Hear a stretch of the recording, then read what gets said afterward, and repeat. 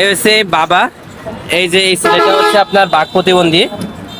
ওনাকে খুঁজতে আপনারা একটু সহযোগিতা করুন, ভিডিওটা আপনারা একটু শেয়ার করবেন। আচ্ছা আপনি একটু বলেন, উনি কি মুখে কথা বলতে পারে? না, মুখে কথা বলতে পারে না, কানে শুনে। কানে শোনে। ও কানে শুনে আর মুখ দিয়ে একটু লালা করে।